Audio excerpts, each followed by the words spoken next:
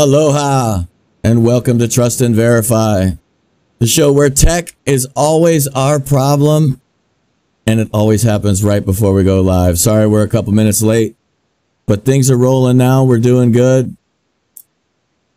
Before we get to the rest of the show, though, I need to introduce my friend, my partner, my co-host, Boogie Bumper. Boogie, how's it going down under? Good, mate. Good. Thanks for that energetic intro there. Much appreciated, James. Doing very well indeed, my friend. Good job, son. Thanks for joining us, everyone in the chat. Good to see you, Stream Me. I'm sure there's a couple of people over on YouTube who are getting neglected, but thank you for being there nonetheless. Thanks to everyone who shared out the tweet and retweeted and whatnot. It's good to see. We got the Doc in the house, Millie, MAGA Princess Di, Sandra, Kimmy Jong-un. Steph's in there. We've got everyone rocking and rolling, James. We're ready to go. I wanted to kick it off with this, though. Before we get shut down due to our tech issues, the government may get shut down in the meantime, James. Check this out from the known right-wing conspiracy website, The Guardian. Trump threatens government shutdown over immigration. Donald Trump said on Sunday he would allow the federal government to shut down if Democrats refuse to back major changes to immigration laws. I would be willing to shut down the government if the Democrats do not give us the votes for border security, the president tweeted, which includes the wall, must get rid of lottery, catch and release, etc., and finally go to system of immigration based on merit. Merit! You got to scream the capitals ones. We need great people coming into our country. The federal government has already shut down twice this year, first over a failed deal for Dreamers, young undocumented migrants brought to the country as children. Many of them, James, MS-13 members with a divine spark. You'll remember Nancy Pelosi, otherwise known as Mother Teresa, we call her now, Nancy Pelosi. Then over a funding bill. James, can Donald Trump afford another government shutdown? Will this hurt him? Will he take a negative hit in public opinion, or is it full steam ahead, 60% approval, you beauty, let's go? I don't think it'll hurt him. I think it'll help him. I actually think his poll numbers will go up if he shuts these crazy people down. It's proof.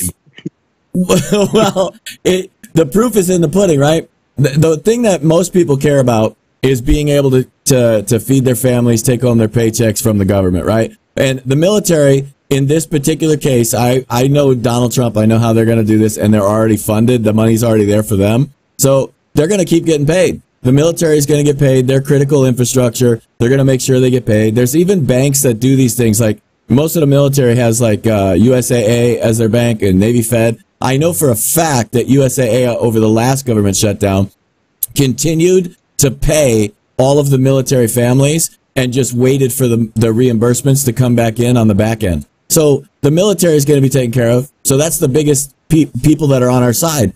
Pretty much everybody else in the federal government hates us. So who cares about them? I mean, 90% of Washington voted for Hillary. Sorry, that's true. Language is about to come out. Fuck them. I don't care what happens to them. And literally, his poll numbers are going to go up when the rest of America says, yes, stick it to them. Tell them to quit messing around. Make sure we get our wall. Make sure we get these things done. And then you sit here and you look at this. We'll probably get to it later, so I don't want to talk too much about it. But, the Senate is still passing bills we don't want. The Senate is still doing these things, and so is the House. They're still doing things we don't want them to do. And then you got people that are using the political situation to manipulate the Americans still. And we're pissed. We're sick of it. I guarantee you he shuts the government down, his poll numbers go up. It wouldn't bother me in the least if he shut it down. There you go. James going full SJW, ladies and gentlemen. Shut it down! Shut it down! We'll just assume that the Senate and Congress and government's full of Nazis then, and we'll shut it down, James, like a Milo Yiannopoulos rally. Speaking of the devil, you said you want to talk about this. Senate passes tariff relief bill. I must be some kind of sadist. I've said it before, James, because people get angry at the manipulation of language. I love it. I see stuff like that, and I tip my hat. the tariff relief bill. We need relief. Well, we're under so much pressure from these tariffs that haven't done anything yet. The American people demand relief, James. We've got to work. We're working hard for you. We're in here in Washington, D.C. every day working hard for you to give you some tariff relief, you poor suckers out there in Middle America. The Senate cleared legislation on Thursday that would eliminate duties on imported raw materials used for production that aren't readily available in the United States. The Miscellaneous Tariff Bill Act, which passed in the House in January, was approved by a voice vote as the chamber wrapped up its work for the week. Yep, so just one more and then we're going out and playing golf again, okay? And then we're going to go hit the cocktail bars. Or we might be going to the pizza places in DC. Who knows? Wherever you're going, don't tell anybody about it. Just go there and have a good time. You've earned a break. Because the Senate amended the legislation, it will need to bounce back and to be passed again by the House, which left town on Thursday until September before it can head to President Trump's desk. This could be just a bit more theatre, couldn't it? Something to throw in there. They know nothing's going to happen over the next 4 or 5 weeks, James. That Donald Trump still has to approve it. He probably won't, right? We can assume that. So, what were we saying about the other night on the Pirate Show, right? You don't have a vote unless you know the result beforehand. So would this be a bit of never Trump play to, put something in front of his desk, he doesn't sign it, and then you can turn around and say, oh, the president doesn't care about the poor people who need mineral resources. He wants Americans to pay more for goods and blah, blah, blah, blah, blah. What do you think? I think this is the most dangerous bill in the Senate right now. This bill has teeth, and it is super dangerous. And here's why. They're saying that it passed the House unanimously, and it passed the Senate unanimously. And now it's in committee for them to, they got to, what do they call it? They got to reconcile the two bills between the House and the Senate, and they got to do the reconciliation. Once that reconciliation's done, and it goes to the president's desk, I don't remember, he has a time frame to sign it. When he does not sign it, when he vetoes it, and he kicks it back to them, they can then pull that measure back up and vote again. And if they get 60 votes in the Senate, it becomes veto proof. It becomes a must-pass law. They're messing around with the negotiations and the tariffs against China. And they're putting pressure on Donald Trump. Why in the world would Republicans put pressure on a Republican president if they were supposedly on his side? This is a dangerous bill. This has Democrats and Republicans backing it as well. It's one of your classic bipartisan bills, right? So that's saying something, isn't it? Yeah, so this is the danger. The Democrats want to stick it to Donald Trump on everything. They already have 48 votes. They only need 12 establishment rhinos to make this thing veto proof. 12. They don't need many. That's not a lot. There's a lot of rhinos. Look at Jeff Flake. Look at McCain. Look at obviously Mitch McConnell. Look at Lindsey Graham, who can't do anything without McCain. I mean, I just named 4 and I'm not even trying. You got, plenty of people out there. At that point, it only takes 8. So it's a dangerous proposition, and they should not be playing in the game when the stakes are this high. He's already lowered the trade deficit by $50 billion. Now, for the government people, they don't even think that's real money. For me, we think it's real money. So we're making some changes, and he's negotiating hard, but these guys messing around with it, it's not good news. That's a clear signal to you, the voting American, right now. You better pay attention in these primaries. You better put MAGA candidates in there right now, today. You can't wait till November. You have to vote for the MAGA candidates now. And if you have trouble with that, go to the Your Voice America campaign corner. They've got everybody there listed in every district that they possibly can. They're working every day to add more. And there's a ranking system they have there. Those that have been endorsed by the president, those that have been endorsed as MAGA, and those that are Republicans running in X race. And they've chosen all the right people. Their win percentage right now to date is about like 85%. So if they say somebody's MAGA, they're freaking MAGA. That's the key right now, because they're showing you right now that they are not on our side. They are not on your side. They do not have the best interests of this country at heart. Well, they might not be showing anyone anything, James, if this carries on. This came out through the week. Now we've got the president tweeting about shadow banning. What the hell is going on? Trump rips Twitter for discriminatory shadow banning practices. So you might have the best candidates the world's ever seen, but in all likelihood, nobody else is going to see them unless you go to the website, right? Shadow banning is a vague term that refers to the idea that certain Twitter profiles have become more difficult for users to find and see. It's just an idea. It's just a vague term that represents an idea that's floating around there on far-right conspiracy theory websites, James.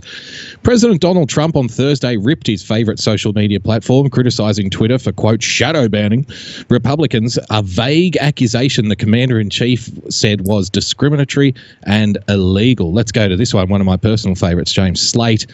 The story behind Trump's claim that Twitter is shadow banning conservatives. You see, it's just an idea.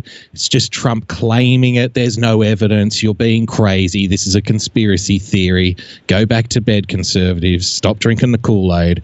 On Thursday morning, President Donald Trump used Twitter to criticize Twitter shadow banning prominent Republicans. Not good. We will look into this discriminatory and illegal practice at once. Many complaints.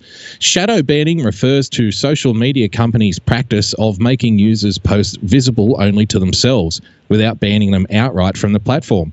The tactic has been used by Reddit and other social media sites to manage users who violate platform rules.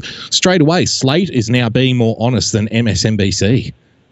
That should make it look concerned. Consider that. The recent kerfuffle, it doesn't last long though. We're back into regular Slate program. The recent kerfuffle over shadow banning came about after Twitter implemented a new strategy to fight, quote, troll-like behaviors. The company wrote in a May blog post that it was making some changes to its search bar. Quote, people contributing to the healthy conversation will be more visible in conversations and searches. Obviously, people like Devin Nunes, Matt Gaetz, Donald Trump, for example, James R., Real Person Politics. You're not contributing to healthy discussion, James. You exhibit troll-like behavior. Based on that, they should be banning Donald Trump. If anyone exhibits troll-like behaviors on Twitter, he's the best. You know, let's get Trump off. Let's get Trump off Twitter. He's the king of trolls, man. He might no. You know what? We can't even call him the king of trolls anymore. He is the god emperor of trolls. Like, who would ever think of using someone's platform to troll them on their own platform constantly? It's amazing. Like, the guy will do anything, and he's doing it for the right reasons. I think it's a good thing. I love the fact that I watched the Twitter response to the shadow banning and how they're claiming they weren't shadow banning, while in their article claiming they weren't shadow banning, they actually admitted they were shadow banning. They just want to try to play this game of what's the definition of is. I think they learned that from Bill Clinton. Like, look, we know we're being shadow banned. You know we're being shadow banned. Nobody in the free market can find us through Google even, let alone on Twitter. You have to go to someone's page to find out their tweets. Everybody that has a QFD ban is a freaking conservative, or at least on the right.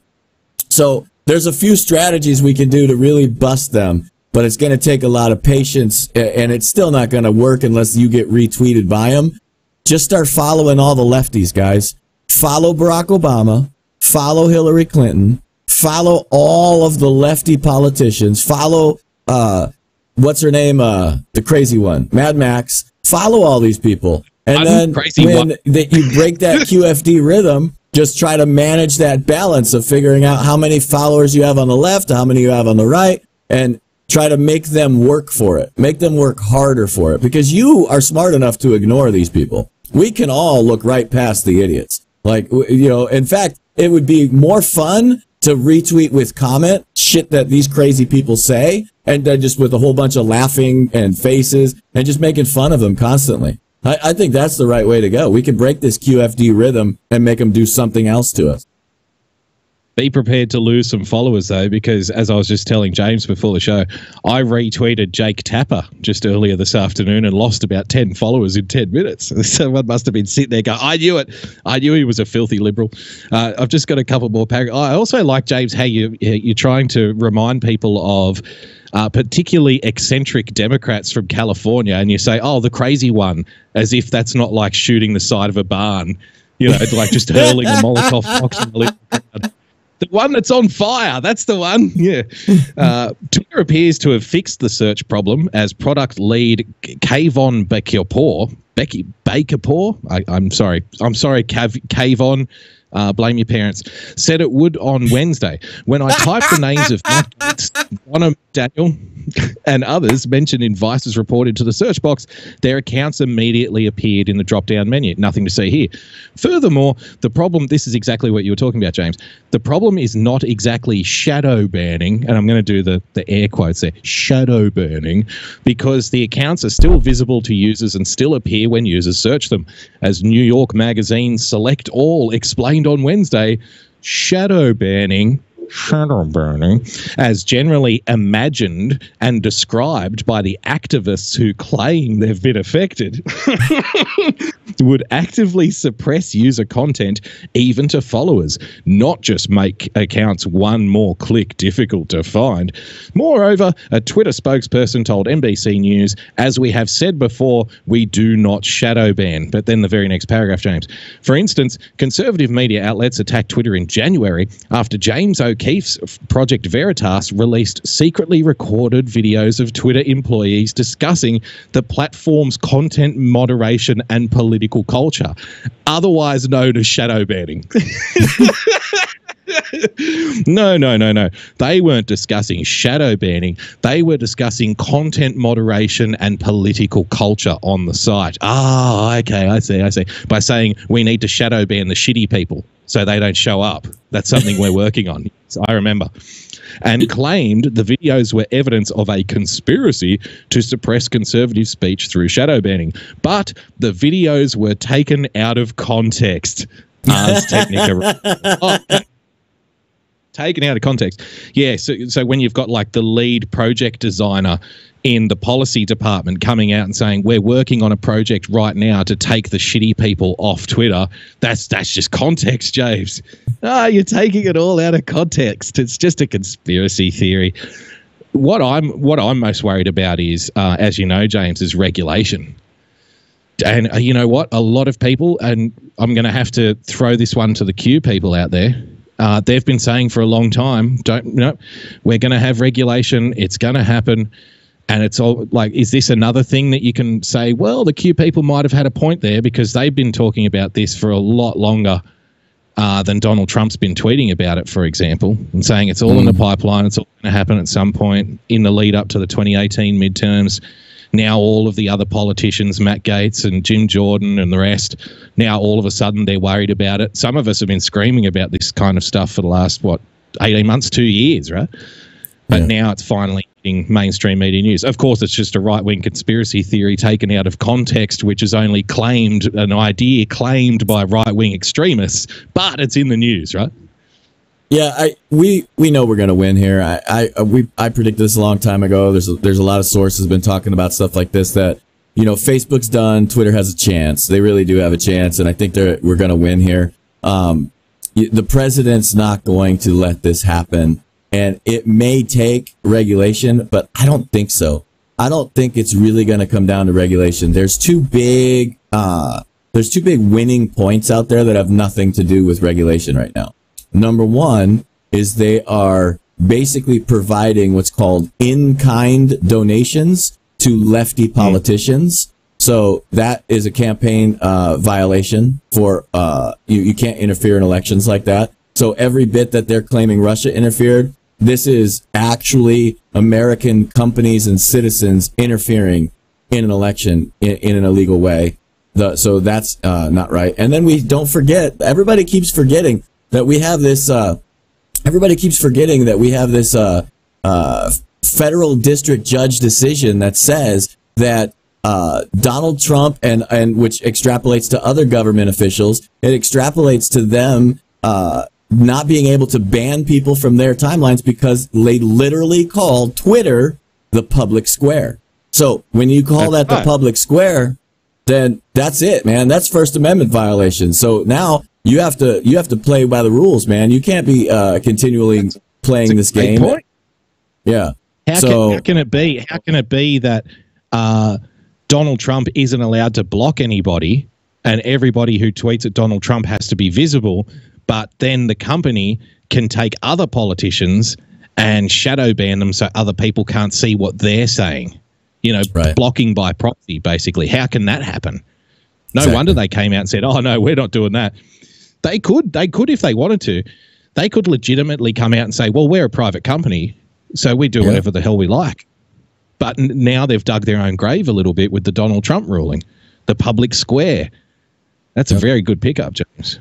So, do you think regulation's on the way? I hope not. I hope you're wrong. I don't think so. I don't think Donald Trump will allow the regulation to happen because, remember, we have to remember Donald Trump's philosophy to everything. Less regulation, less government. Get rid of these people and get them out of your lives. So we can, and he said illegal act. He knows they broke the law. So now we can prosecute them criminally if they broke a criminal statute. And if they didn't, you're going to look at government officials leading a class action lawsuit on behalf of the American people. This is all stuff that can be done without regulation. This is all easy to get accomplished. So I don't think we're going to go down the path of regulation anytime quickly. I think we're going to go to things like taking away, so a lot of people don't realize social media has special protection that even newspapers don't have.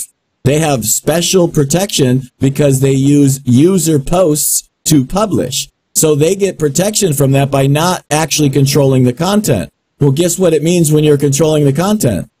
You're responsible. So if they take away all that special protection, they're in a lot of trouble. They're going to have lawsuit after lawsuit after lawsuit after lawsuit. Why do you think they lost 20% value just like Facebook did the other day? Because the investors understand this. The investors are saying, no, we're not going to risk our money on your stupidity. Great comment in the chat box, James, talking about the public square from Jake. Jake says it's more like a public toilet than a public square. Brother Jake. Which gives us a great segue into America's public toilet, James. California. More namely San Francisco. But let's not be picky. It's a big place. California City okays jail time for people defying the plastic straw ban. Oh, no. California coastal city has become the latest municipality to ban plastic straws, enacting what is potentially the strictest prohibition in the country.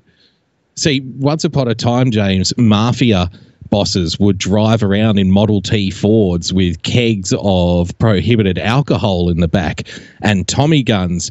They would be afraid these days to ship straws through California. The law is going to crack down on you hard. Santa Barbara earlier this month passed the ordinance authorizing hefty fines and even possible jail sentence for violators who dole out plastic straws at restaurants, bars, and other food establishments. According to the ordinance, violators on their first offense will be given a written warning notice. How very unfascist of you.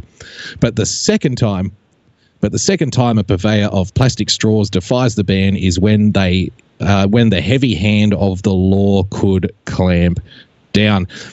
Greg Gutfield had some things to say about this just the other day on, I think it was The Five. Let's check out Greg. You want to talk priorities? While California is plagued by rampant homelessness, drug use, and human waste that's spreading disease everywhere, here's what matters to their leaders. Straws. Yeah, plastic drinking straws. Santa Barbara just passed a bill that punishes restaurant owners with jail time and fines if they give out these straws. And get this, each straw counts as a crime, meaning if you hand out...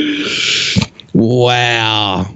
it's time to clean out your cupboards, ladies and gentlemen, because if you've got contraband in there, like a packet of 500 straws, the long arm of the law could be reaching out to grab you round the throat any time now. Straws at a children's birthday party, which I often do, you could do more time than your average felon.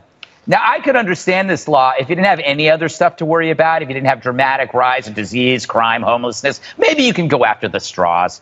But your state's teetering on the edge of Armageddon, you nitwits, which may be why politicians are focusing on evil straws. The concern over straws is really just a denial of far worse problems. Yep. Straws, get this, they make up only 0.02% of the plastic that ends up in the ocean. You'd find more plastic in the faces of certain coastal politicians, who I won't mention.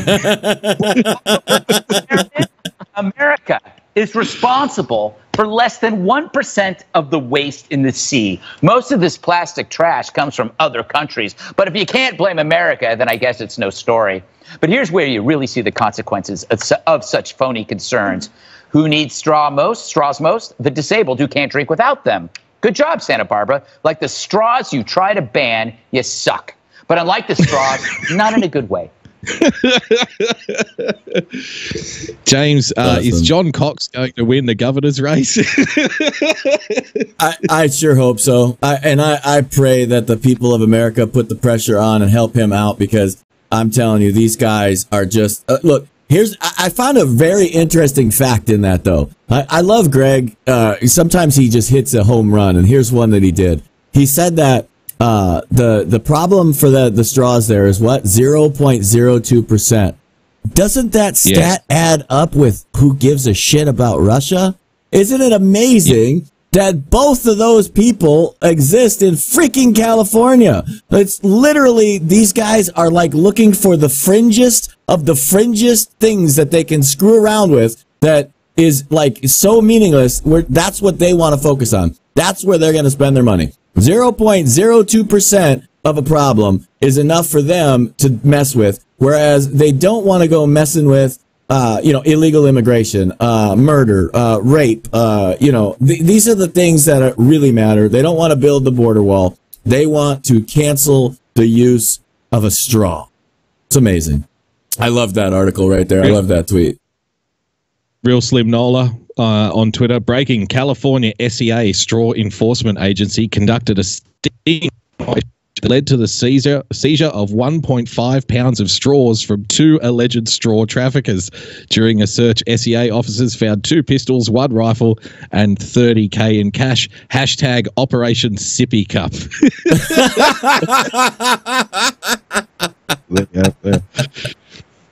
Oh, that's freaking amazing.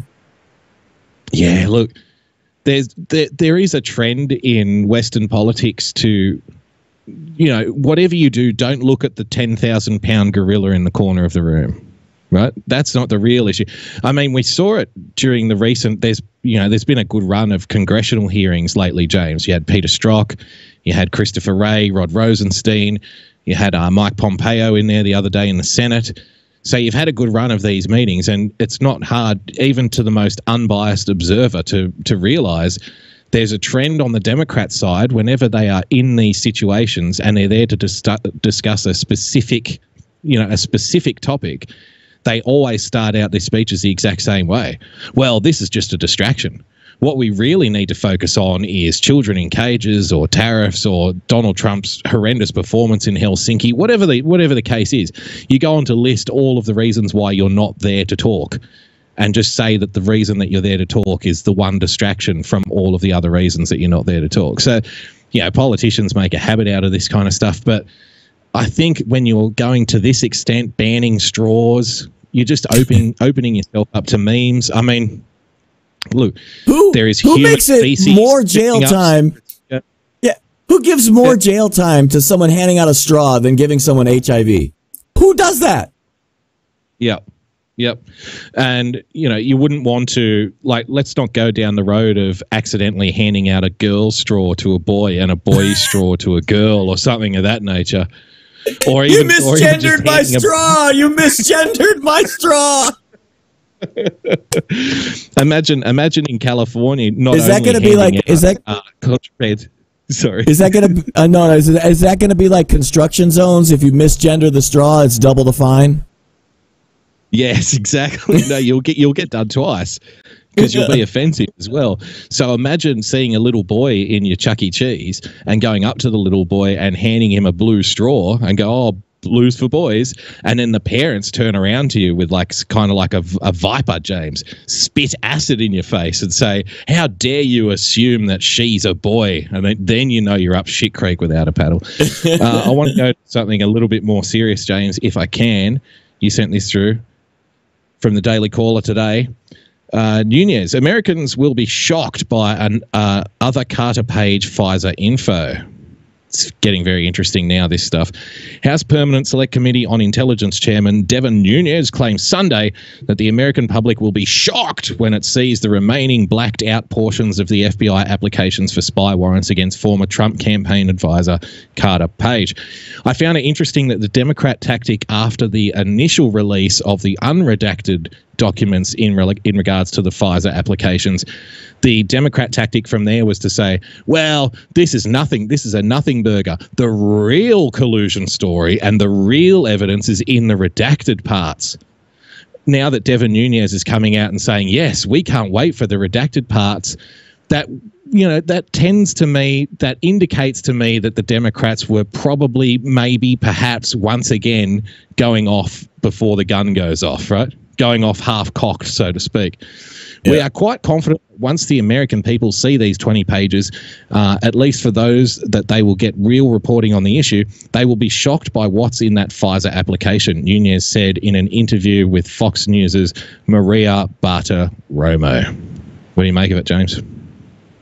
I make that Nunes is on top of this, and we've predicted this all along. Hashtag slow walker is a real thing. It's happening in real time. We're watching it happen. We're watching them load up all the guns right now, and people are already starting to get arrested. These shoes are going to drop. You're not going to see any major names this year. You're just not going to see it. The timing doesn't work out for the major names. But what we're seeing is all the small players. That's why you started seeing people like, oh, all of a sudden Lisa Page is playing ball and going to nail Strzok.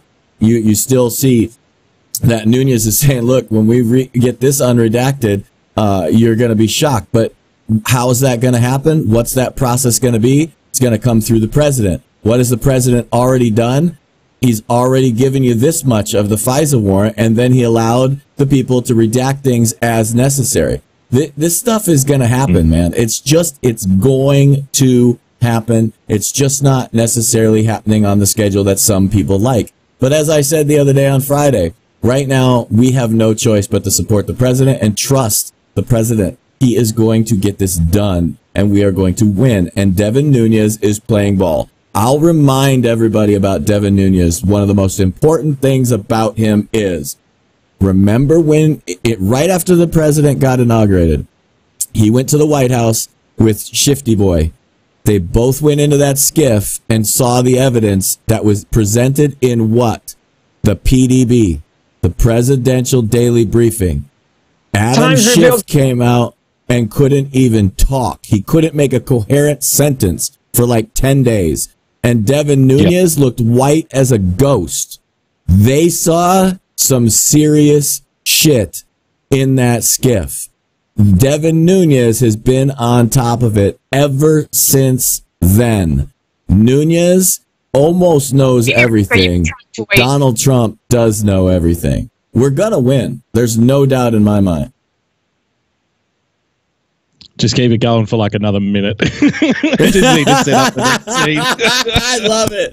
Oh, that's perfect. Perfect. So, yeah, so check this out, guys. So I'm hoping that you guys are enjoying the show. We're using all new software, as I mentioned on the Pirate Show on Friday night. We're trying to get this done. We're using some really high-tech stuff that nobody else, and let me say this again, nobody else except for the Your Voice America crowd is using. We're using technology that just people don't even understand how to use yet. So sometimes it causes a little bit of us to get things wrong, but you'll see I've created some new logo up there in the top left. I've got the TAV show runs the earth. That's I made that earth by hand. Yes, I did. It was just, all those, I didn't use magic or anything like that. I actually used software. And we've got a couple of cool new camera angles that we thought we'd give you guys. Things like this where you can see what's really going on behind the scenes. This is the production studio. This is my, audio cloth, my green screen, my microphone. You can see how I'm producing the show right now here. You can see how Boogie's producing his half of the show over there. And, we just thought we'd give you some behind the scenes stuff, set up some cool little stuff.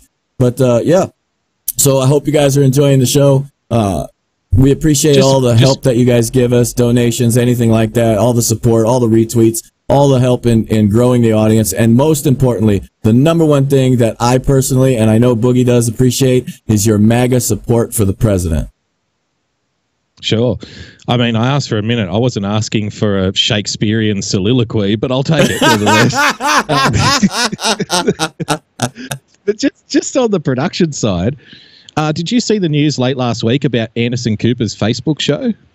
Mark Dice absolutely tore it to shreds. See, we don't have... He was given $18 million to produce that show. $18 million. I'd be happy if someone gave me $18. $18. We could zoop this up into the next level with $18 donations. That guy got 18 million, and I think the average audience at that time was 5,000 people. Holy crap. It's a deal done with Facebook. So Facebook actually promoted it, and Facebook has how many billions of people using it? So they promoted it. They push notified all the people when it went live, like all of their users got push notified. Brand new show with Anderson Cooper, right? It was on all of their advertising runs throughout the platform, and they averaged 5,000 viewers at any given time. The first guest was Jim Acosta. Here's the other thing too. Blue Wave, right? I heard, there's your Blue Wave evidence. Oh yeah, right. I heard a couple of people talking about it.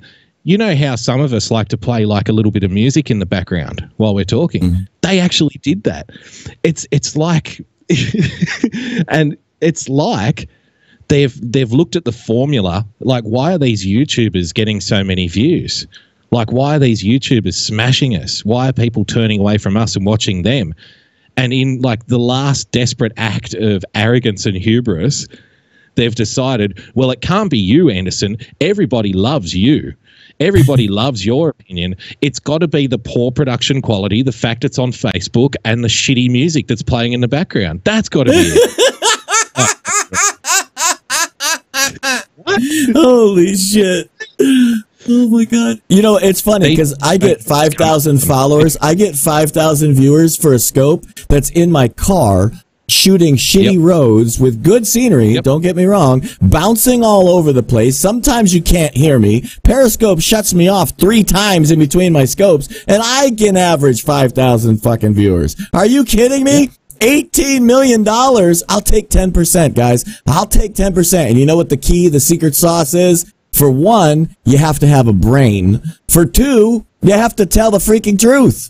Do those 2 things, and I can average 50,000 with your money. Give me $18 million. Let me show you how to run the show. Yeah, and you've got to trust the person on screen.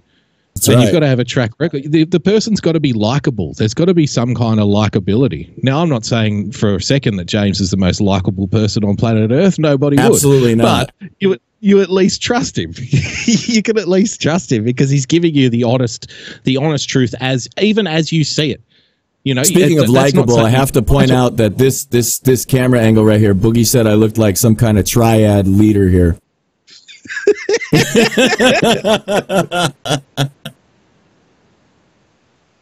But it just goes to show, like, the cable news guys, James, I think, in 6 months from now, see, this is the other thing. They're now getting to the stage where they need censorship. They need it. They need to ban people off YouTube. They need to make examples of people. And they've been wanting to turn YouTube into like a pay-per-view service for quite some time. And this is like the natural progression. Like, you get rid of the big ones, get rid of the big guys. They've now banned Alex Jones from live streaming on YouTube. Don't know if you heard about that late last week. So he's next in the can. And, these guys are just clueless. All the money, what's the old saying, James? Too many dollars and not enough cents. Right? Yeah. So I want to address. Okay, give me 2 seconds. Let me just say one thing. I want to address, I saw the comment from Civil Civilian, and he said, I've seen parts of Hawaii people never see. Yeah, the trash can, the loading dock, the back alley where all the smelly hobos are. You guys are definitely seeing parts of Hawaii nobody gets to see. Well, I just wanted to play this little bit from Alan Dershowitz on MSNBC the other day, James, in regards to all the latest goings on with Michael Cohen and Donald Trump and FISA warrants and whatnot. So let's see what Dershow's got to say. 16 Trump Tower meeting between his son and a Russian lawyer. Ken Vogel, my sources are telling me that if this is Cohen telling the truth, and obviously you can imagine that it breaks down a little bit along partisan lines as to who thinks Cohen was lying to them and who thinks Cohen's lying now. But at the very least, we know that he was asked in these congressional situations whether or not the president knew. Yeah, at very least, we knew he was asked about whether or not the president knew. See, my first indication was, remember that story last week, he's coming out saying, well, Donald Trump knew about the meeting, right? Number one, after they raid your office, you'll pretty much say yes to anything because of all the information they've got going back a whole number of years on a whole number of people. And number two, it's very difficult to prove somebody knew something. Right now, I can say that our people in the chat box, they knew that the moon was made of cheese. Just so if it gets discovered tomorrow that the moon is made of cheese, they knew about it all along. It's like, okay, prove it. Wow, that's a little bit more tricky, right? So that's just something to keep in mind, because the fun fact there is, well, again, it's sentence to sentence diversion here. Pay no attention to the fact that he's lied on both occasions to both people. So the next sentence there for me would be, so what we can say for sure is he lied. But no, that's not the way MSNBC plays it. They say, so what we can say for sure is he said that Donald Trump knew. It's like, oh, okay. But let's hear from Dershowitz. About the Trump Tower meeting beforehand. Right. And our understanding is that he said no, which was the party line at the time. So for him now to be coming out and saying that he has this bit of evidence that just so happens to be really the closest thing to a smoking gun that you could have for building the case that he had advanced, but both the collusion case that the president had advanced knowledge of an offer by a foreign power. What collusion case? There's no such crime as collusion. There can't be a collusion case anyway. To provide something of benefit, but potentially in violation of campaign finance laws, to his campaign. Look what we got here. Axios, ABC News, James, Newsweek, NBC News, The Washington Post. We have consensus across the media. Everyone agrees. Donald Trump is guilty. It's the end. And then additionally, I was going to say, do you remember when we had consensus that the Earth was flat? Do you remember when we had consensus that the sun revolved around the Earth? Do you remember when we had consensus that there was only one galaxy? And do you remember when we had consensus that we would never leave the galaxy? You need to stop it, mate. You're going to get a shadow ban for being right-wing This would be the closest thing to the smoking gun there, because the president, as we now know, helped Don Jr.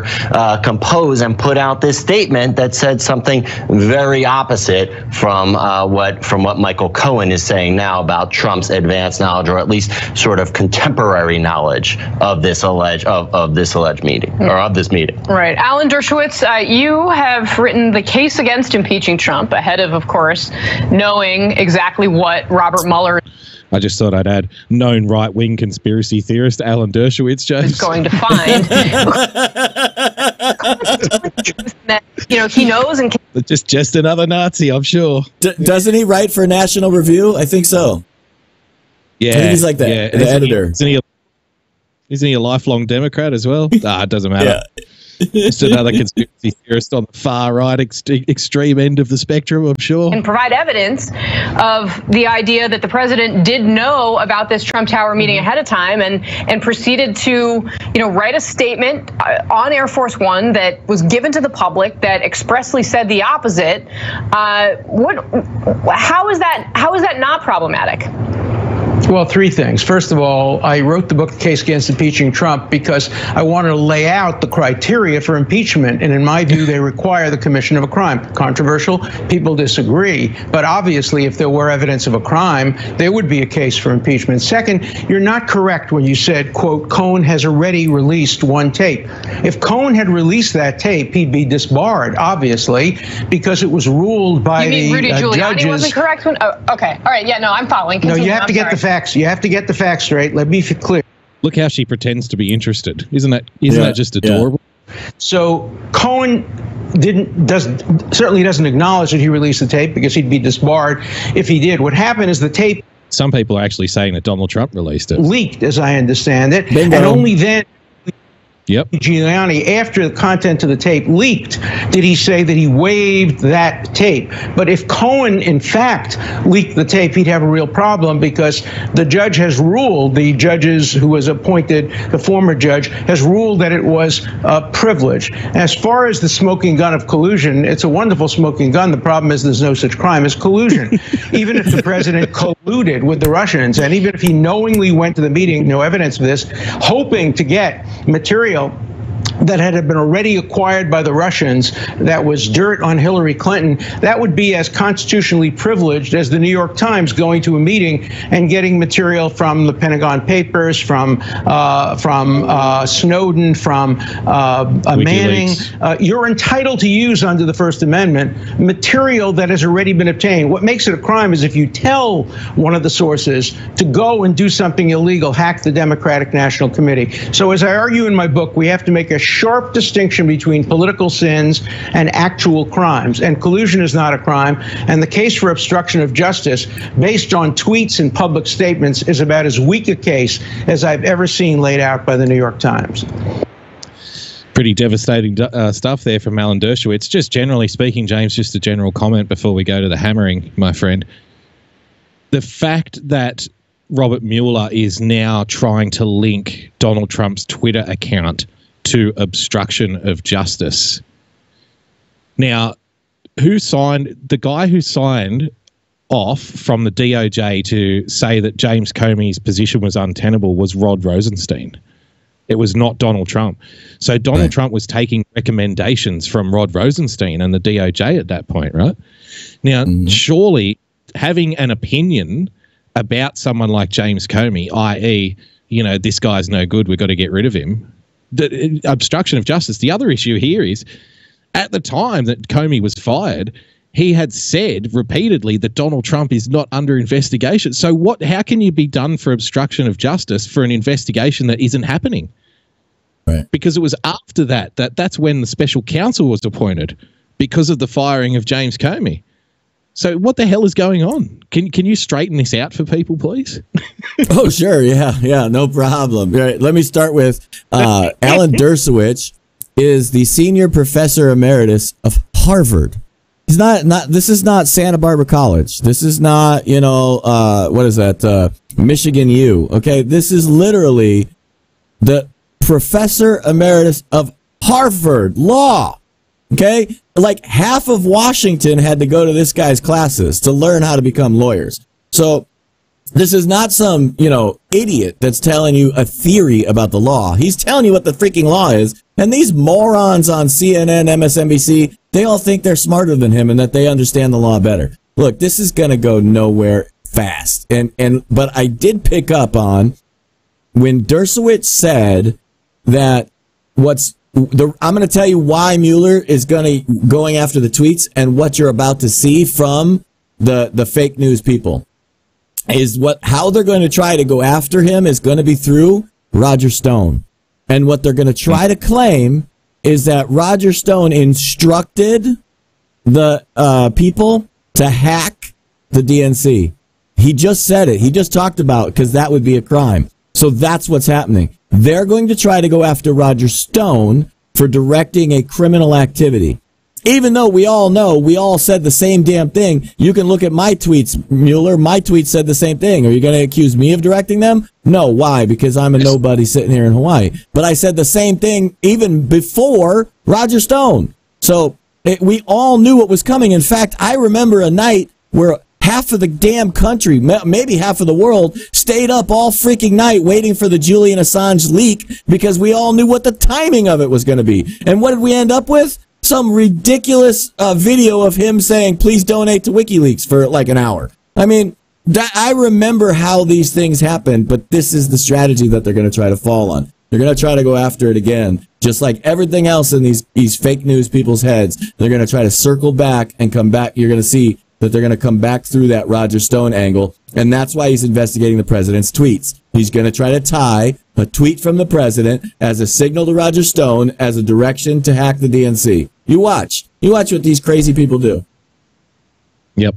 The savior of the team, James, the man who can save the American Republic, Mr. Mueller, now resorted to raiding lawyers' offices, interviewing porn stars, and looking at Twitter. Wow. Before we go to the hammering, you just reminded me of a point that I didn't even talk about, is the whole Cohen angle. Look, this is going to go nowhere. He's a freaking lawyer. Everything that they have is freaking privileged information. This goes right back to the same thing where they started with the fruit of the poisonous tree stuff. They literally are grasping at straws, and if they were in California, they'd be getting arrested for it. Oh, hammering.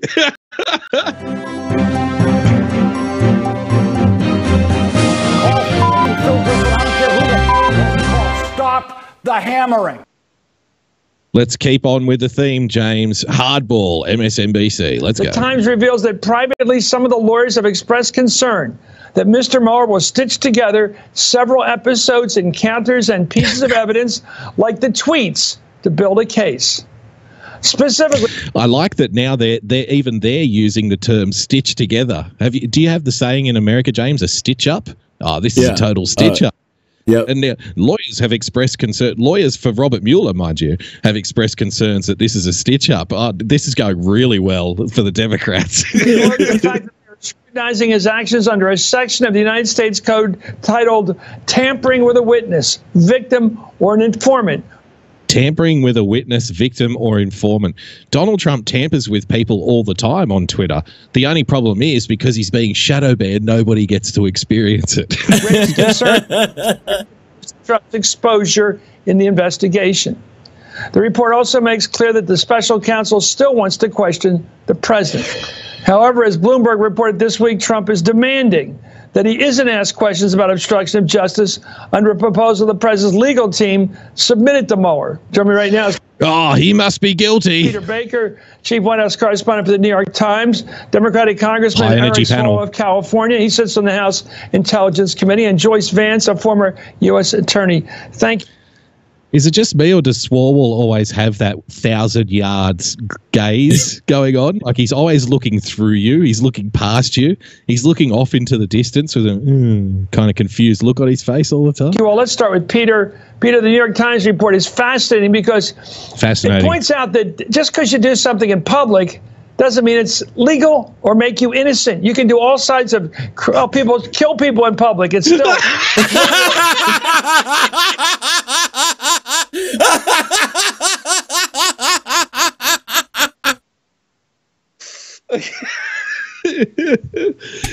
Just because you do something in public doesn't mean it's legal. For example, when Donald Trump came out and said, Diet Coke's garbage, but I'll still keep drinking it, he could have really negatively affected Diet Coke stocks. And you know what it's like? It's like walking up to someone in the middle of Fifth Avenue and shooting them, isn't it, James? It's the exact same thing. It's the exact same thing. People kill people in public all the time, so let's not overlook this Twitter issue. Your thoughts? Well, it is striking that the things that President Trump. I don't know if you saw that. Even the guest was like, okay. Said on Twitter, said in public interviews, said out loud. Had they been in secret memos, not quietly, not inside his head, but out loud. Out loud, yeah. Investigators, people would say, "Aha, this is interesting. This is evidence, perhaps, of perhaps a conduct or a pattern." Get this. This is going to be one of the hottest takes you've ever heard. So the guy's saying, basically, Well, here's the thing. If it had have been done in a secret memo or in a secret meeting that somebody leaked or in a secret document, we'd all be saying, aha, here we go. Here's the smoking gun. This is evidence. But of conduct that might be questionable or even criminal. The fact he does it out loud is kind of desensitized the whole thing. Everybody's kind of gotten used to it. That's the way he operates. There's nothing hidden here. Okay. So if he's doing it in private, James, that would be evidence of a crime. But because he's done the exact same thing in front of everybody, now nobody thinks it's a crime. Do you see what's here? It's like, okay, here's an example for you. So we'll use the same shooting example. So I shoot somebody in my house in private, and then like a hidden video tape of me doing that gets, and it's like, see, he did it. There's the evidence. This is a crime. We've got evidence here. But if I walk up to somebody on national TV and shoot them, everyone's just going to look at me and go, there's nothing to see here. He's doing it out in the open. We're all desensitized to it now. He's very out. You know what's about funny what he thinks is he's actually hit on kind of the whole thing. This is the issue, right? What was the left strategy from the very beginning? They assumed that Donald Trump would be like all these other politicians with all kinds of dirt to hide. Since he's not, and since he doesn't have all this dirt to hide, and he's not trying to hide anything, they can't even allude to the fact that, look, the cover-up's always worse than the crime. They can't even figure this out. Surely there must be some Democrats sitting at home now going, geez, if only Donald Trump was less transparent, we could have kicked him out by now. We would have got rid of him by now. Yeah. So it's interesting that Robert Mueller is now taking a look at this and trying to weave it together and see how it all fits into a pattern. No single weave it together. Tweet. No single He's the flasher of obstructing justice. Kimmy Jong-un. Oh my God. Kimmy Jong-un said he's the flasher of obstructing justice. The question is whether if you add it all up, does that add up to something like just walking up to strangers in the park, James going, get it on. Look at my Twitter. I got a Twitter to show you.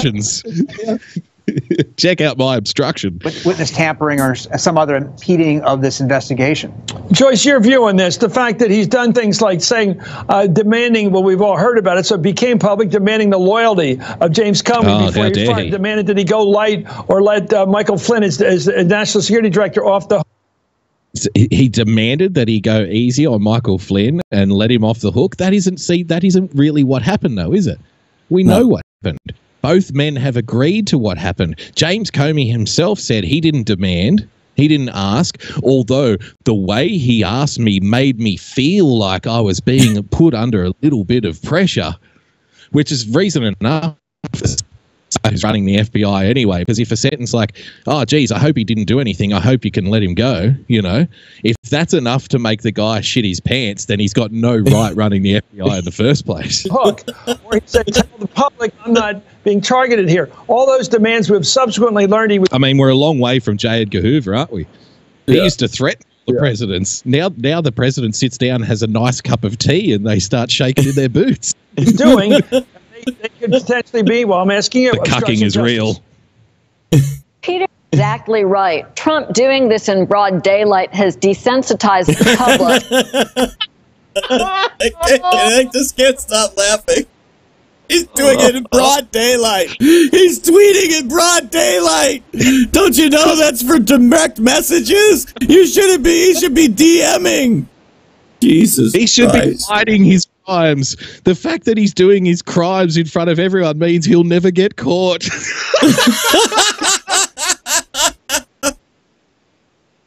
Here's the other thing. Okay, so desensitized.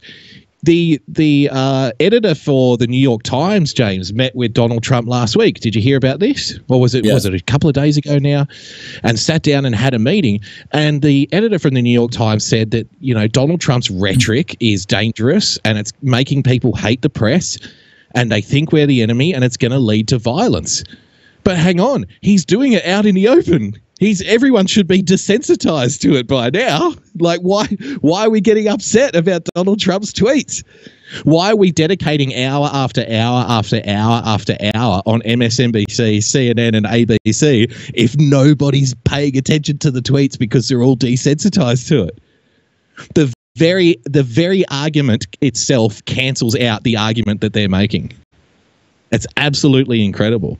And once again, we have here mainstream media trying to construct an entire new reality just to suit the angle that they're trying to push. Just to try and make you at home feel like you're the idiot. No, you're the idiot here. Donald Trump is so clearly obstructing justice in front of everybody, in broad daylight, in front of God, on Twitter with 50 million followers. Because he's doing it so brazenly and out in the open, you can't see it. Right. It's absolutely incredible. But that desensitization won't carry over to Bob Mueller. Yeah. He'll look at Bob Mueller's the only one. He's the genius here. Crime. It's like a ghost at this point. You know, if there was any other scenario in real life right now where nobody can see anything, so millions of Twitter users can't see this crime, but Bob Mueller is walking around and he's the only one who could see it. If he wasn't the special counsel, he would be institutionalized at this point. Nobody can see it. I swear, everybody, he's doing it right now. He's doing it in front of everybody. Can't you see it? Oh my God, he's doing it right now in broad daylight in front of everybody. What's wrong with you? Have you been desensitized? Can't you see? Can't you see how he's doing it in front of everybody? Oh my God. Somebody needs to call the wood panel station wagon immediately. Trump's conduct. He'll look at his state of mind. His state of mind. We need to look at the state of mind of the guy doing the tweeting, not the state of mind of the guy who thinks he's breaking the law so brazenly out in the open, and that means that nobody can see it. Specific statutory framework that exists under law, he'll decide whether there's enough evidence to prove some form of obstruction. And that's why all of this conduct matters, Chris. These tweets are perhaps a window into Trump's state of mind. If they're tweets that can be attributed to him personally. Again. Let's psychoanalyze the president of the United States through his Twitter account. Yep. Let's rack up the 25th. Once again, James, it's all hyperbole. Donald Trump just makes wild claims on Twitter that nobody pays attention to. At the same time, those claims on Twitter are literally going to cause World War III, either with Russia, At the same time, James, he's tweeting about obstructing justice and breaking the law so brazenly in front of everybody with these tweets that nobody should pay attention to because it's all hyperbole and bluster. At the same time, that hyperbole and bluster, which is literally going to cause World War III that nobody should pay attention to, that nobody can see, is evidence in of itself of a crime being committed that nobody knows. There you go. There's your hammering.